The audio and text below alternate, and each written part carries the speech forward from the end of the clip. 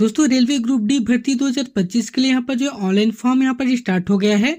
कुल यहाँ पर जो है 32,438 पदों के लिए यहाँ पर ऑनलाइन एप्लीकेशन फॉर्म भराया जा रहा है। दोस्तों आज की वीडियो में हम जानेंगे कि आप अपने मोबाइल से ही रेलवे ग्रुप डी भर्ती का ऑनलाइन फॉर्म कैसे भरेंगे, फॉर्म भरते समय आपको क्या क्या डॉक्यूमेंट लगेगी, कितना फीस लगेगा, क्या प्रोसेस होने वाली है, पूरी जानकारी आपको इस वीडियो में दी जाएगी। तो चलिए वीडियो शुरू करते हैं।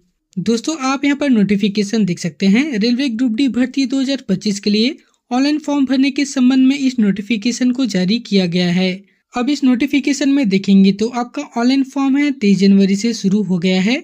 इसमें आप 22 फरवरी तक ऑनलाइन फॉर्म सबमिट कर सकते हैं। फॉर्म जमा कर लेने के बाद अगर आप फीस पेमेंट नहीं किए हैं तो आप 24 फरवरी तक यहाँ पर फीस पेमेंट करने का लास्ट डेट रखा गया है। इस प्रकार से ऑनलाइन फॉर्म भरने का यहाँ पर डेट आप देख पाएंगे। दोस्तों अब यहाँ पर टोटल वैकेंसी के बारे में बात करें तो 32,438 पोस्ट के लिए यहाँ पर जो वैकेंसी जारी की गई है। एज लिमिट यहाँ पर देखेंगे तो 18 से 36 ईयर यहाँ पर रखा गया है। दोस्तों अब यहाँ पर मिनिमम क्वालिफिकेशन की बात करें तो यहाँ पर जो है मिनिमम क्वालिफिकेशन 10th होना चाहिए, यानी कि अगर आप 10वीं पास हैं तो आप जो है ग्रुप डी भर्ती के लिए ऑनलाइन एप्लीकेशन फॉर्म सबमिट कर सकते हैं। चलिए दोस्तों अब जान लेते हैं कि आप अपने मोबाइल से ही फॉर्म को कैसे फिल करेंगे। रेलवे ग्रुप डी का ऑनलाइन फॉर्म सबमिट करने के लिए सबसे पहले आप अपने मोबाइल के कोई भी ब्राउजर को ओपन कर लेंगे। सर्च अड्डे पर आकर आपको RRB ऑनलाइन अप्लाई लिख के सर्च कर देना होगा। अब यहाँ पर सर्च रिजल्ट में आपको RRB ऑनलाइन फॉर्म भरने का ऑफिशियल पेज है देखने को मिलेगी। जैसे दोस्तों आप यहाँ पर क्लिक करेंगे आपके सामने इस प्रकार से ऑफिशियल जो साइट है ओपन हो जाएगा। इस साइट की लिंक आपको नीचे डिस्क्रिप्शन पे मिल जाएगी, वहां पर डायरेक्ट क्लिक करके आप इस पेज पर आ सकते हैं। इसके बाद इस पेज में जैसे आप नीचे आएंगे यहाँ पर जो भी नोटिफिकेशन आती है यहाँ पर आपको देखने को मिल जाएगा। यहाँ से क्लिक करके आप नोटिफिकेशन भी डाउनलोड कर सकते हैं। इसके बाद दोस्तों आपको फॉर्म अप्लाई करने के लिए इस पेज में ऊपर आएंगे तो आपको अप्लाई का ऑप्शन है, यहाँ पर आपको क्लिक करना होगा। जैसे आप यहाँ पर क्लिक करेंगे आपको यहाँ पर दो ऑप्शन देखने को मिल जाता है। सबसे पहले यहाँ पर देखेंगे तो क्रिएट एन अकाउंट लिखा हुआ आ रहा है। तो अगर आपने अभी तक रेलवे में कोई भी फॉर्म अप्लाई नहीं किया है यानी कि रजिस्ट्रेशन नहीं किया है तो यहाँ पर क्लिक करके आप नया रजिस्ट्रेशन कर सकते हैं और फॉर्म को फिल कर सकते हैं। दोस्तों अगर आपने पहले RRB में कोई भी फॉर्म फिल किया होगा तो आपने अकाउंट यहाँ पर बना लिया है तो आपको दोबारा अकाउंट बनाने की आवश्यकता नहीं है। ऑलरेडी हैव एन अकाउंट लिखा हुआ आता है, यहाँ पर आप क्लिक कर दीजिए। जैसे ही आप यहाँ पर क्लिक करेंगे आपको यहाँ पर साइन इन करने का ऑप्शन आ गया है। आप साइन इन करने के लिए या तो आप अपना मोबाइल नंबर डाल सकते हैं या आप अपना ईमेल आईडी यहाँ पर आप डाल दीजिए। नीचे आपने जो भी पासवर्ड बनाया होगा उस पासवर्ड को डालेंगे। I am not a robot पर इस प्रकार से चेक मार्क करेंगे और लॉगिन करके आप अपने फॉर्म को यहाँ पर फिल कर सकते हैं। मान लीजिए अगर आप पासवर्ड भूल गए तो उसे पासवर्ड को फॉरगेट भी कर सकते हैं। फॉरगेट करने के लिए नीचे फॉरगेट पासवर्ड लिखा हुआ आता है, यहाँ पर आप क्लिक कर दीजिए। अब पासवर्ड फॉरगेट करने के लिए या तो आप अपना मोबाइल नंबर एंटर करेंगे या ईमेल आईडी एंटर करेंगे। इसके बाद नीचे आपको डेट ऑफ बर्थ डालने के लिए यहाँ पर क्लिक करेंगे तो कैलेंडर ओपन हो जाता है। इस कैलेंडर से आप अपना डेट ऑफ बर्थ को यहाँ पर डाल दीजिए। इसके बाद I am not a robot लिखा हुआ आता है, यहाँ पर क्लिक करेंगे और प्रोसीड के बटन पर क्लिक कर दीजिए। इसके बाद दोस्तों आपके ईमेल आईडी पर एक नया पासवर्ड यहाँ पर भेज दिया गया है। अब यहाँ पर देखेंगे तो यहाँ पर लिंक पर क्लिक करके आप इस नया पासवर्ड को डालकर आप नया पासवर्ड जनरेट कर सकते हैं। नया पासवर्ड बना लेने के बाद यहाँ पर लॉगिन करेंगे तो आपके यहाँ पर जो फॉर्म अप्लाई करने का पेज है डायरेक्ट आ जाएगा। अगर दोस्तों आपने अभी तक रेलवे में कोई भी फॉर्म नहीं भरा है, पहली बार आप रजिस्ट्रेशन कर रहे हैं तो यहाँ पर आप नीचे देखेंगे तो क्रिएट इन अकाउंट लिखा हुआ आता है, यहाँ पर क्लिक कर लीजिए। जैसे आप यहाँ पर क्लिक करेंगे तो आपके यहाँ पर रजिस्ट्रेशन करने का पेज है आ जाएगा। दोस्तों अकाउंट क्रिएट करने के लिए सबसे पहले यहाँ पर देखेंगे तो कंट्री ऑफ नेशनैलिटी पूछी जा रही है, तो यहाँ पर आप क्लिक करके इंडिया से होंगे तो आपको इंडिया सिलेक्ट कर लेना होगा। अब नीचे आपसे पर्सनल इन्फॉर्मेशन मांगा जा रहा है। जो भी आप यहाँ पर पर्सनल इन्फॉर्मेशन देंगे आपको 10th के सर्टिफिकेट के अनुसार यहाँ पर देना पड़ेगा। सबसे पहले आप यहाँ पर देखेंगे तो फुल नेम लिखा हुआ आ रहा है, तो यहाँ पर आप अपना पूरा नाम लिख लीजिए। जो भी आपके 10th के सर्टिफिकेट में है उसी के अनुसार यहाँ पर आपको अपना पूरा नाम उसे एंटर करना पड़ेगा। नीचे आपको जो है आपका नाम को रीटाइप करने के लिए कहा जा रहा है, तो यहाँ पर आप अपना नाम दोबारा रीटाइप कर लीजिए। दोस्तों अगर आपने कभी भी अपना नाम चेंज किया होगा तो आप यस पर क्लिक करके क्या नाम चेंज किए हैं उस नाम को यहाँ पर आपको लिखना होगा। अगर आपने अपना नाम चेंज नहीं किया है तो यहाँ पर आप नो पर क्लिक कर दीजिए। अब दोस्तों नीचे देखेंगे तो आपको यहाँ पर डेट ऑफ बर्थ सिलेक्ट कर लेना है। यहाँ पर क्लिक करेंगे तो आपके सामने एक कैलेंडर ओपन हो जाएगा। इस कैलेंडर से सबसे पहले आप अपने डेट ऑफ बर्थ के ईयर को सिलेक्ट कर लीजिए, मंथ को सिलेक्ट करेंगे और डे को सिलेक्ट कर लेंगे। इस प्रकार से आपका डेट ऑफ बर्थ है यहाँ पर आ जाएगा। अब आपको डेट ऑफ बर्थ है उसे रीटाइप करने के लिए कहा जा रहा है। तो यहाँ पर क्लिक करके आप अपना डेट ऑफ बर्थ को यहाँ पर जो है टाइपिंग की मदद से टाइप कर सकते हैं। इसके बाद नीचे आपको जेंडर सिलेक्ट कर लेना है। यहाँ पर क्लिक करेंगे तो मेल, फीमेल या ट्रांसजेंडर जो भी आपके जेंडर होगी यहाँ से आपको अपना जेंडर सिलेक्ट कर लेना होगा। इसके बाद यहाँ पर आपको जो है जेंडर को दोबारा यहाँ पर जो है सिलेक्ट कर लेना है। अब नीचे आपको फादर्स नेम लिखा हुआ आ रहा है तो यहाँ पर आप अपना फादर्स नेम डाल दीजिए। जो भी आपकी 10th के सर्टिफिकेट में है उसी के अनुसार यहाँ पर आपको फादर्स नेम की स्पेलिंग है उसे रखना पड़ेगा। इसके बाद दोबारा फादर्स नेम आपको रीटाइप कर देना है। नीचे आपको मदर्स नेम लिखा हुआ आ रहा है तो यहाँ पर आप अपना मदर्स नेम डालेंगे और दोबारा मदर्स नेम को यहाँ पर जो है रीटाइप कर देंगे। कॉन्टेक्ट डिटेल्स में देखेंगे तो ईमेल आईडी पूछी जा रही है तो यहाँ पर आपको अपना एक्टिव ईमेल आईडी यहाँ पर आपको डालना है। दोस्तों जो ईमेल आईडी आपके मोबाइल पे लॉगिन है वही ईमेल आईडी डालेंगे क्योंकि ओटीपी के थ्रू आपको वेरीफाई कराना पड़ेगा। ईमेल आईडी डालने के बाद नीचे जनरेट ईमेल ओटीपी लिखा हुआ आता है, यहाँ पर आप क्लिक करेंगे। इसके बाद आपके ईमेल पर ओटीपी चला जाएगा तो आपको मेल को ओपन करके जो वहाँ पर ओटीपी आया हुआ है उस ओटीपी को आपको यहाँ पर इस बॉक्स पर एंटर कर लेना है। नीचे आपसे मोबाइल नंबर मांगा जाता है तो यहाँ पर आप अपना मोबाइल नंबर एंटर करेंगे। मोबाइल नंबर एंटर कर लेने के बाद नीचे जनरेट मोबाइल ओटीपी लिखा हुआ आता है, यहाँ पर क्लिक करेंगे तो आपके मोबाइल पर ओटीपी चला जाएगा। उस ओटीपी को आपको यहाँ पर टाइप करके लिख देना है। ओटीपी डालने के बाद नीचे देखेंगे तो आधार वेरिफिकेशन के लिए यहाँ पर आपका आधार कार्ड का नंबर या VID नंबर मांगा जाता है। तो दोस्तों आप यहाँ पर अपना आधार कार्ड का नंबर यहाँ पर आप लिख लीजिए। आधार कार्ड का नंबर देने के बाद नीचे जनरेट आधार ओटीपी लिखा हुआ आता है, यहाँ पर क्लिक करेंगे तो आपके आधार कार्ड पर जो मोबाइल लिंक है उस मोबाइल नंबर पर एक ओटीपी चला जाएगा। उस ओटीपी को आपको यहाँ पर टाइप कर लेना है और वेरीफाई पर क्लिक करेंगे तो आपका ओटीपी है यहाँ पर वेरीफाई हो जाएगा, यानी कि आपका आधार का वेरिफिकेशन यहाँ पर कंप्लीट हो जाएगा। दोस्तों अगर आपके आधार कार्ड पे ओटीपी नहीं आता है तो यहाँ पर इस बॉक्स पर आपको चेक मार्क करके यहाँ पर आपको दोबारा वेरीफाई करेंगे तो आपका आधार कार्ड का जो ओटीपी है वेरीफाई हो जाएगा। ओटीपी डालने के बाद नीचे वेरीफाई लिखा हुआ आता है, यहाँ पर क्लिक करेंगे तो आपका यहाँ पर वेरिफिकेशन है कंप्लीट हो जाएगा। यहाँ पर देखेंगे तो आधार कार्ड के अनुसार यहाँ पर आप अपना पूरा डिटेल है उसे चेक कर सकते हैं। इसके बाद इस पेज में नीचे आएंगे तो यहाँ पर आपको नया पासवर्ड बनाने के लिए कहा गया है। अब पासवर्ड बनाने के यहाँ पर कुछ कंडीशन दिए गए हैं, ये कंडीशन आपको फॉलो करते हुए आपको नया पासवर्ड है उसे बनाना पड़ेगा। अब यहाँ पर देखेंगे तो पासवर्ड बनाने के लिए सबसे पहले capital letter, small letter, special character और नंबर का यूज करते हुए आपको कुछ इस प्रकार से मिक्स पासवर्ड अपने हिसाब से बना लेना है। पासवर्ड बना लेने के बाद नीचे कंफर्म पासवर्ड लिखा हुआ आता है तो यहाँ पर आप जो है पासवर्ड को दोबारा एंटर करेंगे। इसके बाद नीचे I am not a robot लिखा हुआ आता है, यहाँ पर आप क्लिक कर दीजिए। इसके बाद नीचे preview and create an account लिखा हुआ आता है, यहाँ पर आपको क्लिक करना होगा। जैसे ही आप यहाँ पर क्लिक करेंगे आपका एप्लीकेशन फॉर्म का प्रीव्यू है इस प्रकार से देखने को मिल जाएगा। जो भी आप डिटेल डाले हैं आप अच्छे से चेक कर लीजिए। अगर सारा डिटेल सही होता है तो यहाँ पर आपको चेक मार्क करना है और नीचे क्रिएट एन अकाउंट लिखा हुआ आता है, यहाँ पर आप क्लिक कर दीजिए। दोस्तों जो भी आप इन्फॉर्मेशन दिए हुए हैं अगर उसमें कोई गलती होता है तो एडिट पर जाकर आप अभी भी उसमें करेक्शन कर सकते हैं। जैसे ही आप क्रिएट एन अकाउंट लिखा हुआ आता है यहाँ पर क्लिक करेंगे, इस प्रकार से आपका जो अकाउंट है क्रिएट होके आ जाएगा। अब दोस्तों यहाँ पर आपको लॉगिन करने के लिए देखेंगे तो आपका जो भी आपने मोबाइल नंबर दिया हुआ है या ईमेल आईडी दी हुई है उसे एंटर करेंगे। इसके बाद अभी आपने जो भी पासवर्ड बनाया होगा उस पासवर्ड को एंटर करेंगे।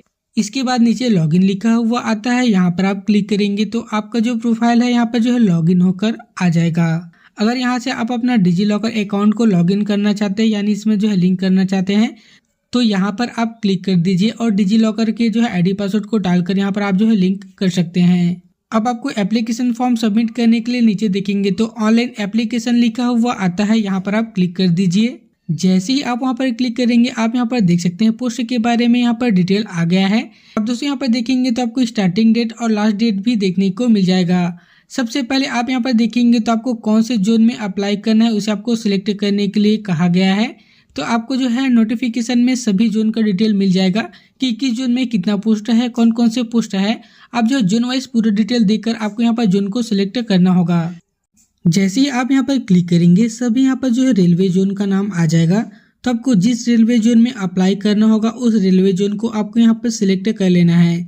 इसके बाद इस बॉक्स पर आपको चेक मार्क करना है और नेक्स्ट के बटन पर आप क्लिक कर दीजिए।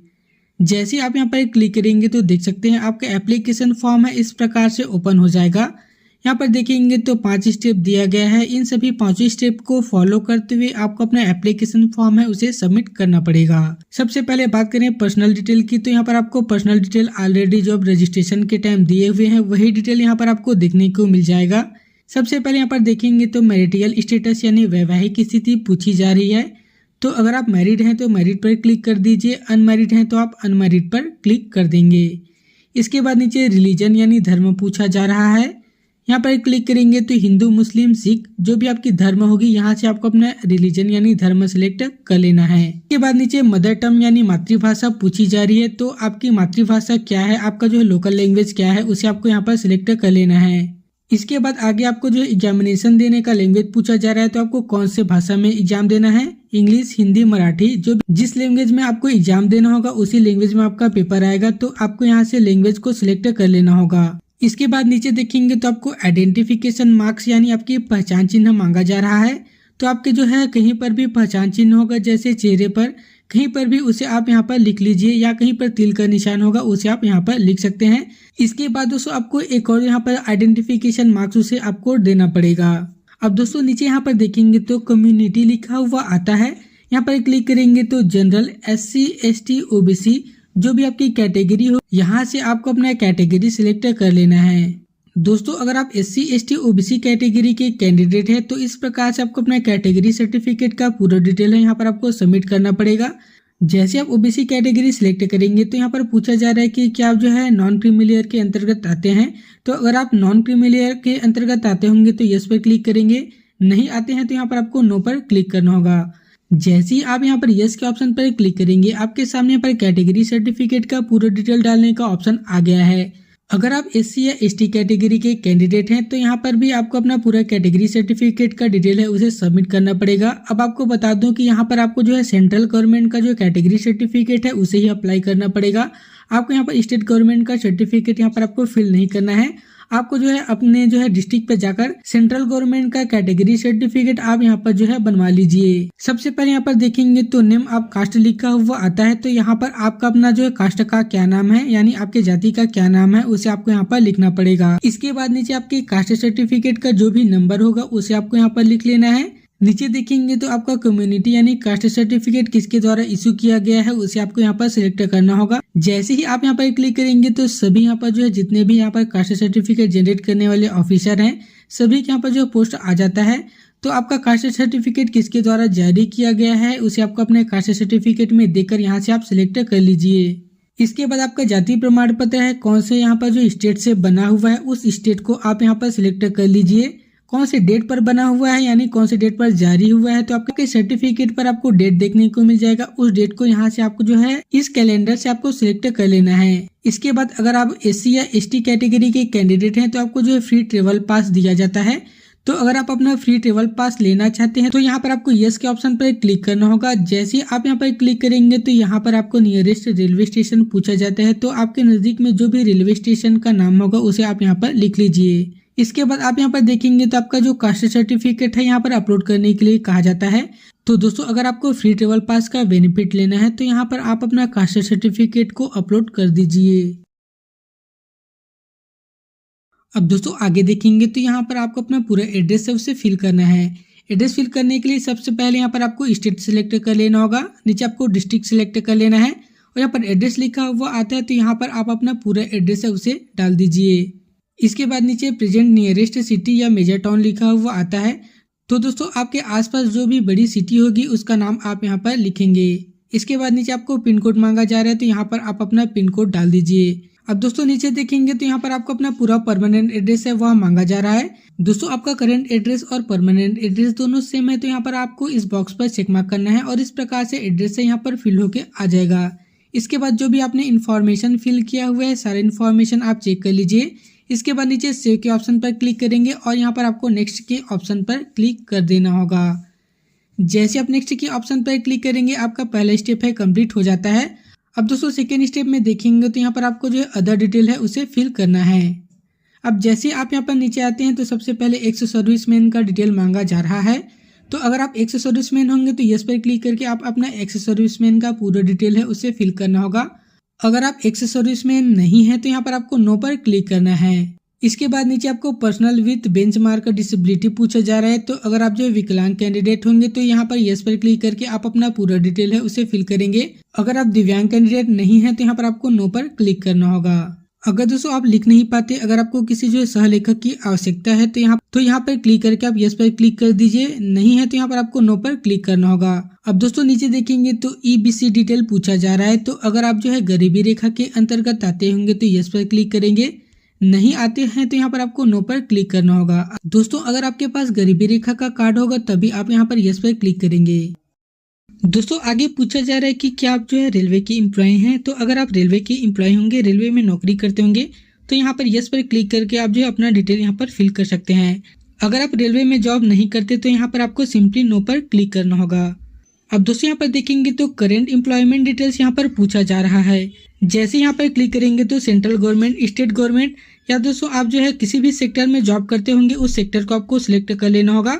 अगर दोस्तों आप कहीं भी जॉब नहीं करते, अगर आप जो है बेरोजगार हैं या स्टूडेंट हैं तो यहाँ पर आपको नॉट एप्लीकेबल पर क्लिक करना होगा। इसके बाद आगे पूछा जा रहा है कि आपने अप्रेंटिसशिप किया है या नहीं किया है। तो अगर आपने रेलवे में अप्रेंटिसशिप किया होगा तो यहाँ पर क्लिक करके आप जो है अपना पूरा डिटेल यहाँ पर फिल कर लीजिए। अगर आपने रेलवे में अप्रेंटिसशिप नहीं किया है तो यहाँ पर सिंपली आपको नो पर क्लिक करना होगा। इसके बाद आगे देखेंगे तो यहाँ पर देखेंगे तो आपका बैंक का डिटेल है मांगा जा रहा है। दोस्तों बेसिकली ये आपका बैंक का डिटेल आपके पेमेंट को यहाँ पर जो रिफंड करने के लिए मांगा जाता है, क्योंकि जब आप एग्जाम देंगे तो आपके यहाँ पर जो है कुछ % आपका जो पेमेंट है आपको वापस कर दिया जाता है। इसीलिए दोस्तों आपको जिस बैंक में अपना पेमेंट को रिफंड लेना है उस बैंक का यहाँ पर आपको पूरा डिटेल है उसे फिल करना पड़ेगा। सबसे पहले यहाँ पर देखेंगे तो अकाउंट होल्डर का नाम लिखा हुआ आता है। तो यहाँ पर जो भी बैंक का वो अकाउंट होल्डर है यानी जिसके नाम से बैंक खुला हुआ है उसका नाम आप यहाँ पर लिख देंगे। इसके बाद आपको जिस बैंक में रिफंड लेना है उसका यहाँ पर आपको अकाउंट नंबर यहाँ पर आपको लिखना होगा। इसके बाद दोस्तों यहाँ पर दोबारा आप अपना अकाउंट नंबर डालकर कंफर्म कर लीजिए। आगे देखेंगे तो यहाँ पर बैंक का IFSC कोड मांगा जा रहा है। तो IFSC कोड आपके जो है पासबुक पे होगा। तो यहाँ पर आपको अपने बैंक का IFSC कोड है उसे डाल देना है और कंटिन्यू पर क्लिक करेंगे तो आपका बैंक का डिटेल है इस प्रकार से सर्च होके आ जाता है। इसके बाद नीचे देखेंगे तो सेव लिखा हुआ आता है, यहाँ पर क्लिक करेंगे और नेक्स्ट के बटन पर आप क्लिक कर दीजिए। जैसे आप नेक्स्ट के बटन पर क्लिक करेंगे आपका अगला स्टेप है यहाँ पर आ जाएगा। अब दोस्तों अगले स्टेप में आपको एजुकेशन क्वालिफिकेशन का डिटेल है उसे आपको फिल करना है। सबसे पहले इस पेज पर नीचे आएंगे तो यहाँ पर क्वालिफिकेशन आपको ऐड करना होगा।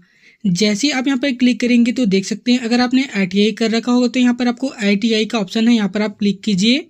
अगर आप 10th के बेसिस पे फॉर्म भरना चाहते हैं तो अगर आपने 10th कर लिया है तो यहाँ पर आपको मैट्रिकुलेशन लिखा हुआ आता है, यहाँ पर आप क्लिक कर दीजिए।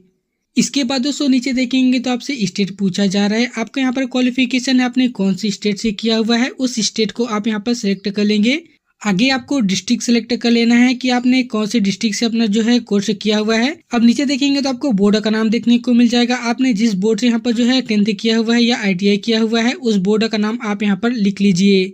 इसके बाद आप यहाँ पर देखेंगे तो डेट ऑफ पासिंग लिखा हुआ आ रहा है, यहाँ पर क्लिक करेंगे तो कैलेंडर ओपन हो जाएगा। इस कैलेंडर से आपने कौन से डेट पर कोर्स किया हुआ है उसको आपको जो है यहाँ पर एंटर करना होगा, जो डेट आपके सर्टिफिकेट में देखने को मिल जाएगी। इसके बाद नीचे रोल नंबर लिखा हुआ आता है तो यहाँ पर रोल नंबर एंटर करेंगे। इसके बाद आप यहाँ पर देखेंगे तो 10th या जो आपने ITI का सर्टिफिकेट वहाँ पर सिलेक्ट किया हुआ है उस यहाँ पर जो सर्टिफिकेट का सीरियल नंबर आप यहाँ पर एंटर कर लीजिए। क्वालिफिकेशन डिटेल फिल कर लेने के बाद ऐड लिखा हुआ आता है, यहाँ पर क्लिक करके आप अपना क्वालिफिकेशन यहाँ पर ऐड कर सकते हैं। इसके बाद अगर आपके पास ITI होगा तो यहाँ पर क्लिक करके ITI सिलेक्ट करके इस प्रकार से आप ITI का डिटेल फिल करेंगे और यहाँ पर ऐड के बटन पर क्लिक करके ऐड कर लेंगे। क्वालिफिकेशन डिटेल सबमिट हो जाने के बाद नीचे आपको नेक्स्ट का बटन है, यहाँ पर आपको क्लिक करना होगा। जैसे ही आप यहाँ पर क्लिक करेंगे आपके सामने यहाँ पर जो फोटो और सिग्नेचर अपलोड करने का जो नेक्स्ट स्टेप है वह आ जाता है। अब यहाँ पर फोटोग्राफ्स अपलोड करने के यहाँ पर सैंपल देख सकते हैं। जिस प्रकार से क्रॉस का निशान बना हुआ है इस प्रकार से आपको फोटोग्राफ्स है अपलोड नहीं करना है। आप यहाँ पर नीचे देखेंगे तो जो राइट का निशान है इसी प्रकार से आपको क्लियर जो फोटो है उसे अपलोड करना पड़ेगा। दोस्तों आप यहाँ पर देखेंगे तो आपके फोटो की जो बैकग्राउंड है व्हाइट कलर की होनी चाहिए। आपको यहाँ पर जो पीछे का बैकग्राउंड कलरफुल नहीं रखना है और साफ सुथरा फोटो यहाँ पर अपलोड कीजिए। दोस्तों अब यहाँ पर फोटो अपलोड करने के लिए यहाँ पर जो फोटो की डायमेंशन दिया गया है आप यहाँ पर देखेंगे तो मैक्सिमम 100 KB और मिनिमम यहाँ पर 50 KB के बीच आप फोटो को रखना है और फोटो यहाँ पर आपको अपलोड करना होगा। दोस्तों फोटोग्राफ्स को एडिट करने के लिए आप अपने जो है ब्राउजर के दूसरे टैब को ओपन कीजिए और यहाँ पर आपको जो फोटो रिड्यूस साइज लिख के आपको सर्च कर देना होगा। जैसे यहाँ पर सर्च के ऑप्शन पर क्लिक करेंगे, यहाँ पर देखेंगे तो रिड्यूस इमेज लिखा हुआ एक वेबसाइट आ जाएगा। तो सिंपली आपको यहाँ पर क्लिक करना है। जैसे आप यहाँ पर क्लिक करेंगे, आपके सामने यहाँ पर फोटोग्राफ्स अपलोड करने का यहाँ पर जो ऑप्शन आ जाता है। सिलेक्ट इमेज पर क्लिक करके आप अपने मोबाइल के फाइल पर जाकर आपने जहाँ भी फोटो रखा हुआ है उस फोटो को सिलेक्ट कर लीजिए। अब दोस्तों यहाँ पर देखेंगे तो यहाँ से आप अपने जो है फोटोग्राफ्स की हाइट और विड्थ को यहाँ पर जो है आप रिसाइज कर सकते हैं। अब यहाँ पर आपको जो है परसेंटेज के अनुसार यहाँ पर आपको जो है इमेज को रिसाइज करके दे देता है। तो जो भी क्वालिटी है आप यहाँ पर परसेंटेज यहाँ पर डाल दीजिए। इसके बाद रिसाइज इमेज पर क्लिक करेंगे तो आपका फाइल यहाँ पर रिसाइज होके आ जाएगा। फोटो रिसाइज हो जाने के बाद यहाँ पर देखेंगे तो रिसाइज होने के बाद इमेज की साइज कितना है यहाँ पर देख सकते हैं। दोस्तों यहाँ पर साइज है 50 KB से लेकर 100 KB के बीच होनी चाहिए। इसके बाद डाउनलोड इमेज लिखा हुआ आता है, यहाँ पर क्लिक करेंगे तो आपका फोटो है आपके मोबाइल पर डाउनलोड हो जाएगा। इसके बाद आपको ऑनलाइन फॉर्म भरने वाले इस पेज पर आना है और यहाँ पर देखेंगे तो आपको ब्राउज लिखा हुआ आता है, यहाँ पर क्लिक करेंगे। मीडिया फाइल पर जाकर आप जिस फाइल में अपना फोटोग्राफ्स डाउनलोड किए हुए हैं उस फाइल में जाकर आपको फोटोग्राफ्स को सिलेक्ट कर लेना होगा। फोटो सिलेक्ट हो जाने के बाद यहाँ पर देखेंगे तो यहाँ पर भी आपको साइज देखने को मिल जाएगा। अगर आप फोटो को जूम इन या जूम करना चाहते हैं तो यहाँ पर क्लिक कर सकते हैं। अगर जो है फोटो सही साइज में है तो यहाँ पर आपको जो है राइट का निशान है, यहाँ पर आपको क्लिक करना होगा। जैसे ही आप यहाँ पर क्लिक करेंगे, अगर साइज सही होता है तो आपका फोटोग्राफ्स है इस प्रकार से आसानी हो जाता है। इसके बाद दोस्तों इसी तरीके से आपको सिग्नेचर को भी रिसाइज करके यहाँ पर आपको जो है अपलोड कर लेना होगा। फोटो और सिग्नेचर कैसा होना चाहिए उसका यहाँ पर स्पेसिफिकेशन आप देख सकते हैं। इसके अकॉर्डिंग आपको फोटो को रखना है और यहाँ पर अपलोड कर देंगे। फोटो सिग्नेचर अपलोड हो जाने के बाद यहाँ पर सेव लिखा हुआ आता है, यहाँ पर क्लिक करेंगे और नेक्स्ट के बटन पर क्लिक कर दीजिए। जैसे आप नेक्स्ट के बटन पर क्लिक करेंगे, आपके सामने यहाँ पर लास्ट स्टेप है आ जाएगा। अब लास्ट स्टेप में यहाँ पर देखेंगे तो आपने जिस जोन में फॉर्म अप्लाई किया हुआ है उस जोन का नाम देखने को मिल जाता है। अब दोस्तों यहाँ पर नीचे देखेंगे तो इस जोन में कितने सारे पोस्ट यहाँ पर जो निकाले गए हैं, सभी पोस्ट का नाम यहाँ पर आपको देखने को मिल जाएगा। तो यहाँ पर देखेंगे तो अलग अलग यहाँ पर जो पोस्ट का डिटेल है, तो पोस्ट का डिटेल देखने के लिए आप नोटिफिकेशन में आप यहाँ पर पूरी जानकारी देख सकते हैं। दोस्तों आप यहाँ पर नोटिफिकेशन में देखेंगे तो कौन कौन से पोस्ट निकाले गए हैं और उस पोस्ट में कितना वैकेंसी है, यहाँ पर आप पूरी जानकारी देख पाएंगे। दोस्तों यहाँ पर जिस पोस्ट को आपको पहले प्रेफरेंस में रखना है तो यहाँ पर आपको उसे सबसे पहले प्लस के आइकन पर क्लिक करके ऐड कर लेना होगा। उसी प्रकार से बारी बारी आप यहाँ पर जितने भी पोस्ट यहाँ पर बताए गए हैं सभी पोस्ट को आप यहाँ पर ऐड कर लीजिए। अगर आप पोस्ट के यहाँ पर जो सीरियल नंबर में चेंज करना चाहते हैं उसे भी आप यहाँ से आसानी से यहाँ पर कर पाएंगे। पोस्ट का प्रेफरेंस सिलेक्ट हो जाने के बाद यहाँ पर इस बॉक्स पर आपको चेक मार्क करना है। अब नीचे डिक्लेरेशन दिया गया है, इसे आप पढ़ लेंगे और जितने भी यहाँ पर जो है चेक बॉक्स है यहाँ पर आपको सभी पर इस प्रकार से चेक कर लेना होगा। इसके बाद नीचे प्लेस लिखा हुआ आता है, तो यहाँ पर आप अपना जो है प्लेस का नाम लिखेंगे। इसके बाद आपको सेव के ऑप्शन पर क्लिक करना है। इसके बाद दोस्तों नीचे देखेंगे तो प्रीव्यू एप्लीकेशन लिखा हुआ आता है, यहाँ पर क्लिक करेंगे तो आपका एप्लीकेशन का प्रीव्यू है इस प्रकार से देखने को मिल जाता है। जो भी आप इन्फॉर्मेशन दिए गए हैं सारी इन्फॉर्मेशन आपको अच्छे से यहाँ पर जो है देख लेना होगा, इसमें कोई गलती नहीं होना चाहिए। सारा डिटेल सही होने के बाद इस बॉक्स पर आपको चेक मार्क करना होगा और यहाँ पर जो है सबमिट के बटन पर क्लिक कर दीजिए। जैसे आप सबमिट के बटन पर क्लिक करेंगे आपका एप्लीकेशन फॉर्म है इस प्रकार से पेमेंट का जो ऑप्शन है आ जाएगा। अब यहाँ पर देखेंगे तो अलग अलग कैटेगरी का यहाँ पर अलग अलग आपको पेमेंट देखने को मिल जाएगी। अब दोस्तों पेमेंट करने के लिए यहाँ पर देखेंगे तो पे विथ SBI पे लिखा हुआ आता है, यहाँ पर आप क्लिक कर दीजिए। क्लिक करने के बाद यहाँ पर आपको चेक मार्क कर लेना होगा। अब यहाँ पर देखेंगे तो आपके सामने यहाँ पर पेमेंट का गेटवे है आ जाएगा। अब यहाँ पर देख सकते हैं अलग अलग पेमेंट के यहाँ पर मेथड दिए गए हैं। डेबिट कार्ड या क्रेडिट कार्ड से आप पेमेंट करना चाहते हैं तो यहाँ पर डाल के आप पेमेंट कर सकते हैं।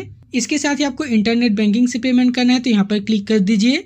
अगर आपको UPI से पेमेंट करना है तो यहाँ पर आप क्लिक कर दीजिए। जैसे आप UPI मेथड को सिलेक्ट करेंगे यहाँ पर या तो आप अपना UPI ID डाल सकते हैं या तो यहाँ पर आप QR कोड जनरेट कर सकते हैं।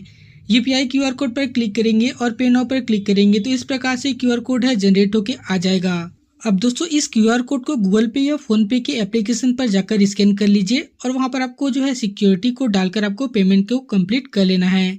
पेमेंट कंप्लीट हो जाने के बाद आप यहाँ पर देखेंगे तो आपके सामने इस प्रकार से पेमेंट का जो स्टेटस है सक्सेसफुल दिखाई देने लगेगा। अगर दोस्तों आपका पेमेंट फेल्ड हो जाता है तो इस प्रकार से पेमेंट प्रोसेसिंग लिखा हुआ आता है, तो आपको जो है कम से कम 24 घंटे का वेट करना है। 24 घंटे के बाद आप दोबारा पेमेंट कर दीजिए।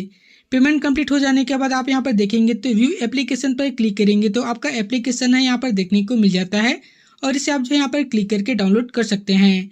तो दोस्तों देख सकते हैं इस प्रकार से आप अपने मोबाइल से ही RRB ग्रुप डी का ऑनलाइन एप्लीकेशन फॉर्म मोबाइल पर ही सबमिट कर सकते हैं। तो यह वीडियो आपको कैसी लगी नीचे कमेंट करके जरूर बताएं। अगर दोस्तों फॉर्म भरते समय कोई प्रॉब्लम आ रहा है, कोई डाउट होगा तो आप नीचे कमेंट के माध्यम से हमसे पूछ सकते हैं।